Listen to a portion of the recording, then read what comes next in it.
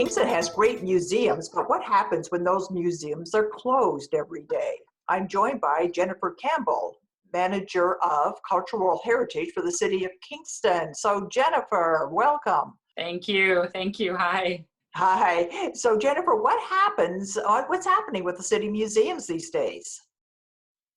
Well, like you said, Donna, the museums are closed. Our museums are usually actually closed in the spring of the year. We tend to open, the Pump House Museum opens usually the first week of April, and the McLaughlin opens the first week of May. City Hall tours usually start just after the Victoria Day weekend. So right now for us, the Pump House is the site that should be open but isn't. But what we're working on is really trying to move some things online. Oh, now that's a great idea. What could I see if I went to that website? So if you were to go to the Pump House website, you would be able to see some virtual exhibits. So we're working on updating and uploading new content. So we have a past exhibition about the Kingston Art Collection, which you can visit online. And we've been focusing right now a lot on children's programming and things that people can do at home under an initiative called Museum from Home. So if you go to the website, there are all kinds of activities that you can download or just look at online. Virtual scavenger hunts, virtual tours, opportunities for things to do with you and your family or with others, and be able to experience some of what our museum offers while you're still at home safe. That's a super idea. It's educational and it's a family activity and it's something that people can do during these different times. Mhm. In the past, there have been other exhibits at the Pump House. Will any of those be available?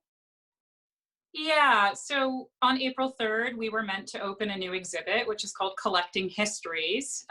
It's a very interesting exhibit talking about what the City of Kingston does with its museum collections and what we gather as part of Kingston history. And we are working really hard right now and expecting to launch in the next week to week and a half. That exhibit will be launched online. And we're really going to use it as an opportunity to talk to Kingston residents about the Civic Collection, about what we do when we collect histories, the role of museums, but also talking a little bit about how do we collect the history of this moment, and how do we need to, pay attention to the stories we're telling now and the ways that we're connecting as a community, not just to stay connected, but also to think about what will history think, or how will we historically look at this moment, 10 years from now, 20 years from now, and beyond. Well, I predict that there's going to be Queen's courses and it's going to be, and that will be the subject. And it will look at, there's so many different aspects to this when you think about from the historical context, the political, the financial, the social. There's just so much going on right now, and to think we're living in the middle of it. Absolutely. Every day we live history, but it's not so often that history is underlined quite so strongly as it's being right now. And we have no idea what the impacts and outputs will be of this moment. And it's important, I think, that we stay connected, we stay positive, but we also, acknowledge that what we're living with right now is history. And we have, an ability to feed into that, and the way that we will gather this information in this moment. I think you're right. It's going to be a touchstone in history, and we're living in the middle of it. It's one way of looking at it anyway. Yeah. Another of our initiatives is really about, trying to have things for people to do when they're at home. And in trying to find opportunities to share Kingston's history. A lot of people don't always have time or aren't as aware of the museums. We are a museum town. We are a heritage town. We have these threads and these deep connections run through us. And, as we've seen already online, people are saying, wow, I'm learning more as I engage with these new opportunities online about my town. And we see people are really excited to learn from home, so that they can know more when they are able to move around safely in the future.